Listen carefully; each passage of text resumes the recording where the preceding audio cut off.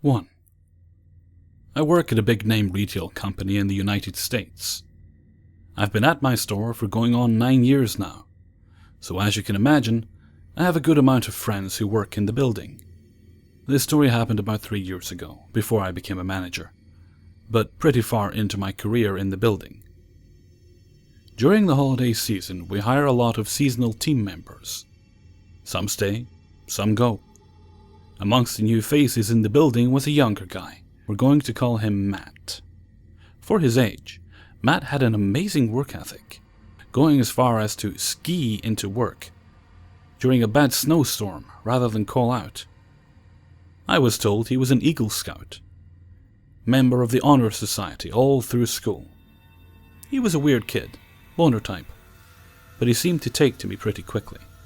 The department I worked in was towards the back of the store, and he was a backroom team member, so we saw a lot of each other. We chatted about things like video games and comics, mostly passing chatter. Have you played? Insert game here, yet it's amazing. That type of thing. But before long, he was adopting my break schedules, mostly to bum cigarettes.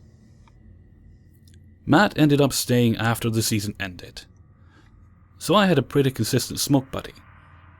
One morning in January, he asked me if I knew someone. We'll say the name was Jack. He went to the high school I graduated from, but both Matt and Jack were considerably younger than me. I told him I didn't know him. "Well, okay," he said. "I was just asking because a friend asked me to deal with him. I'm kinda protector in my circle and he's been messing with her." I brushed it off, mostly just surprised by the fact that he had friends outside of his work bubble. The next day, he came to me again, talking about Jack. "I figured out where he lived, but there are so many cars in his driveway. I'm not sure which is his. I need to be sure he's home, or if I do something, it's to his car."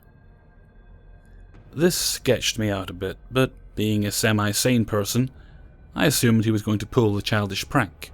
Still, I lied. Be careful in that area. My dad lives there and there's been a lot of vandalism. Most homeowners have surveillance cameras out front. He didn't seem fazed by my statement, and switched the conversation to the then new Zelda game. After a month or so had passed, with no new inquiries or comments about Jack or his mission, I was relieved. I showed up to work as usual. Around 9:45 I took my smoke break. Matt usually worked later, so my first break was a solo one. That day he'd covered the shift. I was surprised when he followed me out and asked for a cigarette. I gave it to him, and sat down to enjoy my break. "So, I finally got that kid." The way he said it sent a chill down my spine. "Oh, okay. I beat Zelda last night. It's a good game, you should get it." I tried to change the subject, but I could see he was going to continue talking. "Do you know what ricin is?" I admit I hadn't, so I shook my head. I wish I could say I still don't. For those of you who don't know, from what I'm told, ricin is a particularly deadly poison with no scent or taste that, when ingested, can be lethal within 3 days. "Not a Breaking Bad fan, I guess." I shook my head again, but by then he was already rattling off how to make it, and what it did. "It's lethal, odorless, and tasteless. No antidote either. I put it on a scratch and sniff card and walked it to his house last night. His birthday was recently, so he shouldn't be surprised by it." Right away, a million thoughts rushed into my head. I come from a large, close family. If I had a card in my mailbox, hand-addressed and without a return address on it, I know for a fact that one of my siblings or parents would have opened it. As much as I wanted to believe he was just trying to sound like a badass, I couldn't bring myself to leave that to chance. I pretended I hadn't hurt him, continued my Zelda talk, and headed back in. Once inside, I alerted my direct superior and sat in an office to call the police. 2 plainclothes detectives came in shortly after and questioned me pretty extensively. They agreed that it was more than likely not true, but were glad I reported it regardless, and were on their way. Matt worked through the rest of his shift, and left with another backroom team member. Shortly after they left, the detectives returned. The card that was in the mailbox had something in it, but they couldn't be sure what it was. It had to go to a lab for testing. They went to Matt's house and talked to him. He said he put the powder in the car to try to scare him, and that was it. The next week was a bit crazy. The lab results came back positive for a particularly potent batch of ricin. Matt attempted to flee his home while a hazmat team knocked on the door. He hid the remaining poison in a storm drain close by, where it was quickly found. Matt was arrested, and I planned on going back to my normal life. Not the case. News reporters and journalists were at my job, my home, and both my parents' homes daily. I had to wear another girl's name badge so they didn't know who I was. But they knew. They would come back to my department, referring to me in third person and try to pet my ego. Didn't work. I had very clear directions to not discuss the incident.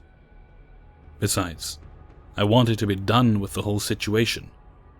My dickhead, now ex-boyfriend, kicked me out because of the reporters and police. I just wanted to go back to being normal. I met with the family of the would-be victim. The mother and father were very nice, thanking me and crying. The mom had painted me as an angel, as a thank you gift. And though I'm not religious, I've held on to it. The brother was a paraplegic with a seizure disorder. He couldn't take care of himself at all. The sister, who was opening the mailbox as the police called the house, was a 2-time cancer survivor. And Jack, the eldest, was there with his girlfriend. Turns out the reason Matt tried to kill Jack was because he was dating an ex of his. That's it. That's absolutely insane to me. But clearly, this kid was not the most sane. I met with him a few times for trial prep. All scheduled weeks in advance, all fairly redundant. Until one day I got a call very late from a woman I'd never talked to before. She was with a victims protection agency, and she needed to meet with me at the courthouse the following morning. I called off work and made my way up there. In the room was myself, the family, the original DA, and detectives, as well as a new DA and new set of detectives. They passed around a photocopy of a letter handwritten from Matt to another inmate who was due to be released soon. I can't remember exactly what was written, but there were very graphic, disturbing plans for each of us. He offered up a trust fund that may or may not exist, leaning towards not, since he was using a public defender to beat an attempted murder charge. If the other inmate did things like kidnap our families and burn them on our lawns while we watched from inside the house, remove our tongues and eyelids and force us to drink bleach, there was a distinct plan for each of us. But like I said, I don't remember most of it. He's since been sentenced and sent upstate. His trial seemed to go on forever, finally ending a few months ago. I don't think he's been charged for the second case, the threatening letter to the other inmate, just yet. But I'm not supposed to go to those trials, so I may never know. Anyways, Eagle Scout, if and when you're free, let's not meet again. 2. I live in a fairly good-sized Midwestern town. Small compared to most cities, but large for this part of the country. Homelessness is unfortunately becoming more prevalent in our city. I don't see homeless people every day, but it's definitely becoming more frequent. Part of the reason it is becoming more frequent for me personally is that I have changed jobs in the last few years and now work in a different part of town, a part of town where more of the homeless population tends to congregate.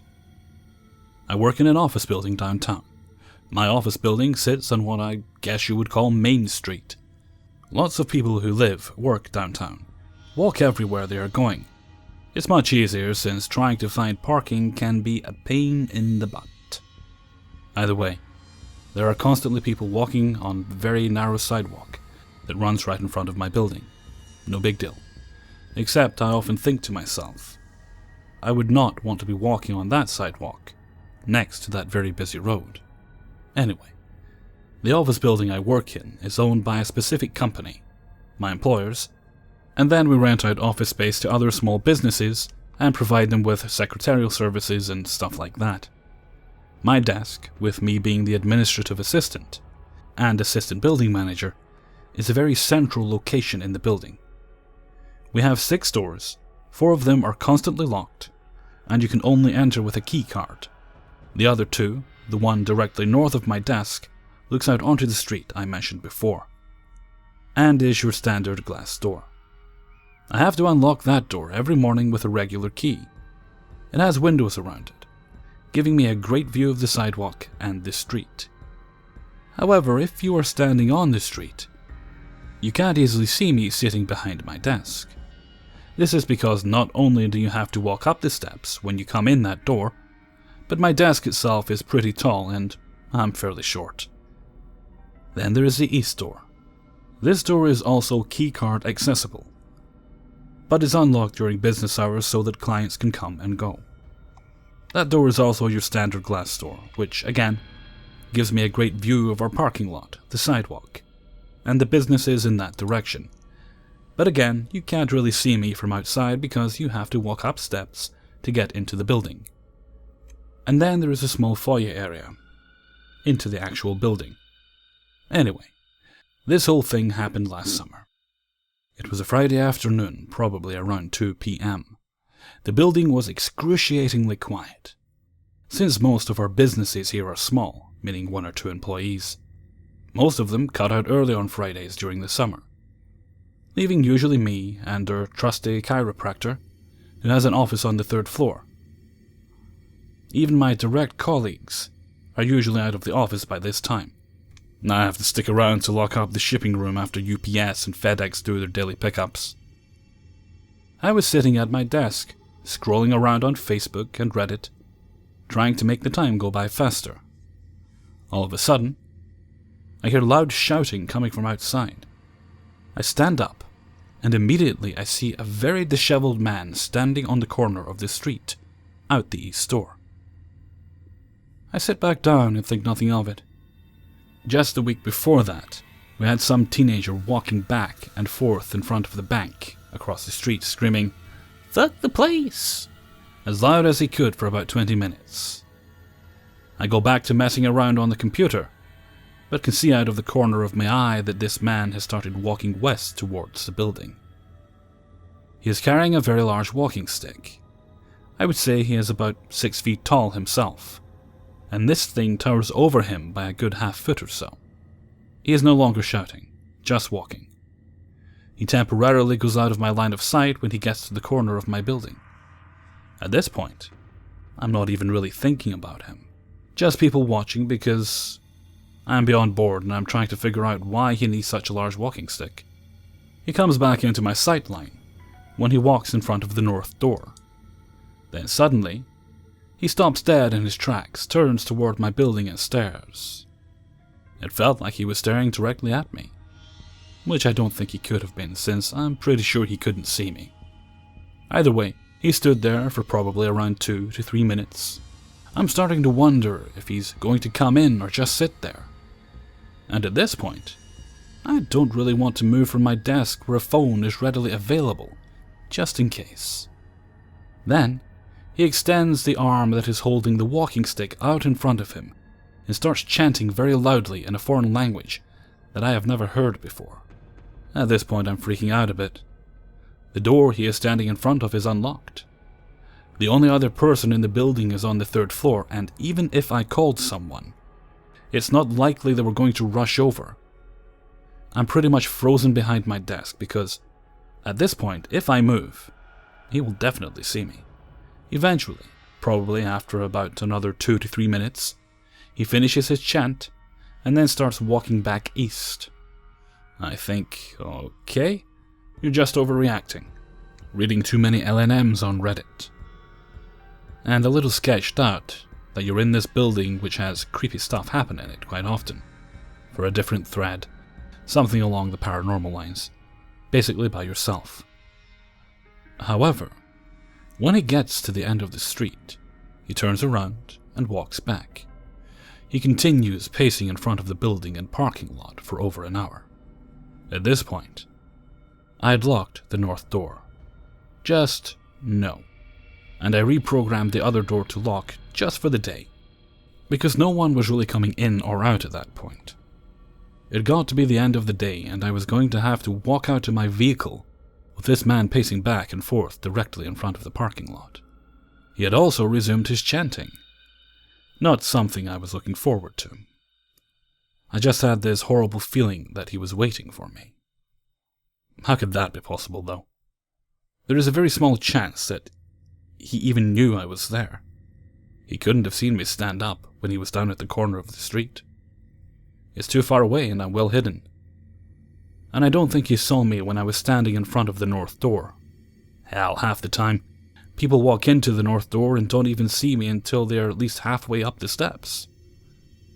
However, since apparently God loved me that day, our wonderful chiropractor decided to leave a little earlier than normal and escorted me out to my car.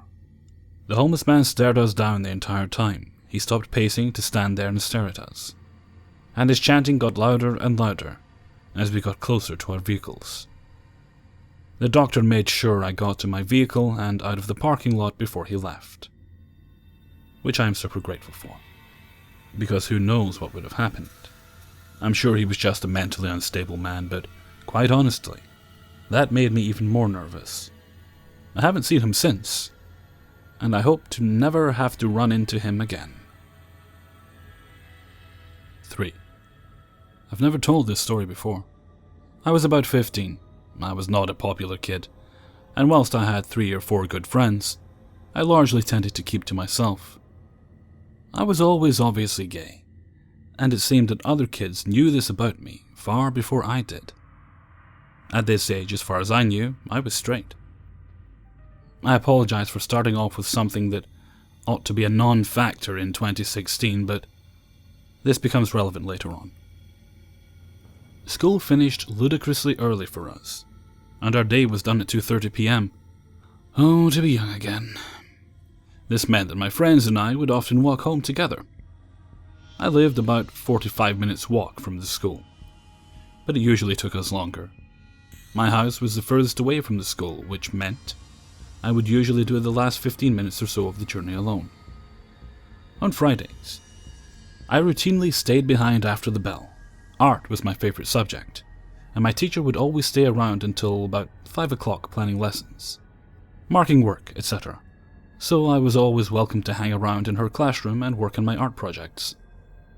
In the winter months, this extra 2.5 hours made the walk home a lot colder and gloomier, and by the time I would get home, it would usually be dark. None of my other friends stayed behind on Fridays, and so I would always have to walk home on my own. I grew up all my life in the town, and walking home alone was no biggie.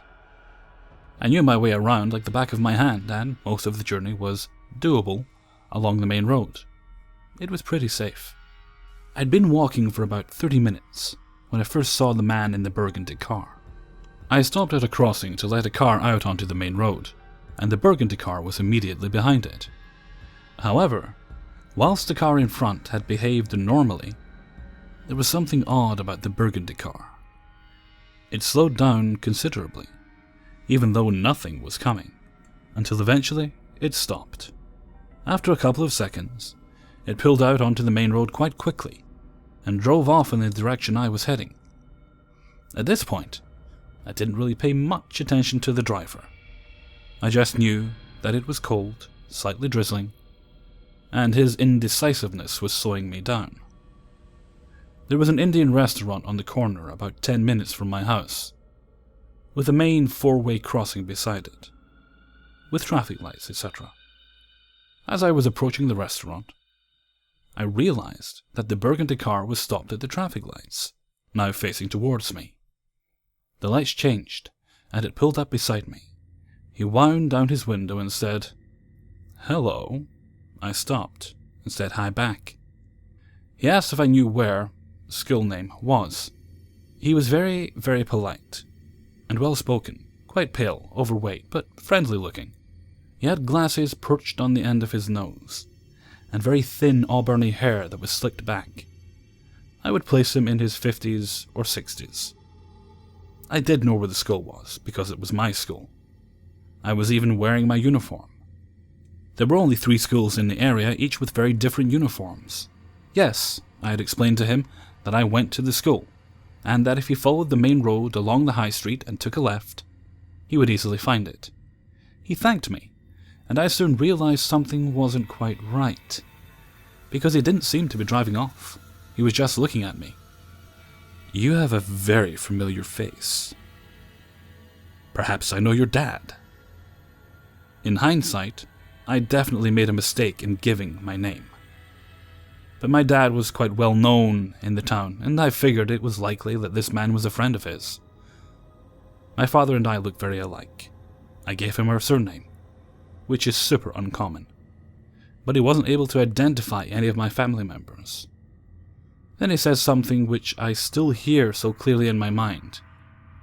"It's my name, isn't it?" I remember being frozen for a few seconds. "Yes," I said finally. "Yes, I thought so."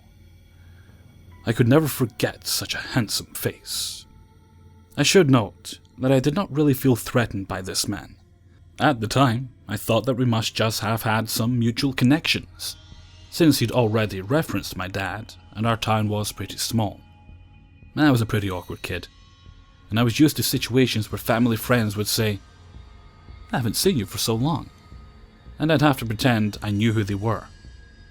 So I pretty much thought that this was another of those moments.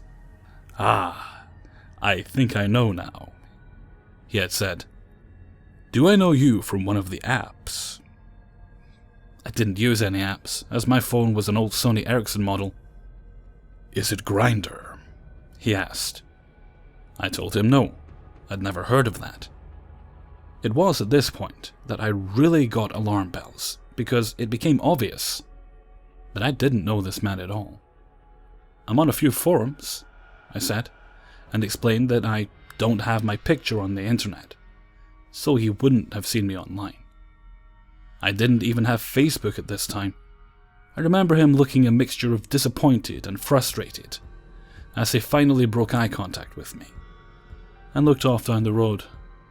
"So, the school's that way?" he asked, and I said yes. "Do you think you could show me?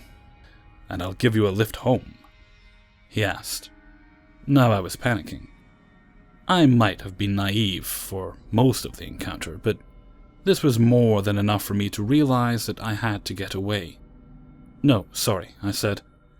"I'm already late home. It's literally just straight down and then turn left at shop's name." He gave me a look that I'll never forget, tutted, and drove off at speed. I made the rest of the walk home quicker than I had ever done before, constantly looking over my shoulder. I was paranoid that he might follow me. I didn't mention anything to my mum when I got home. The whole ordeal had only taken a minute or so.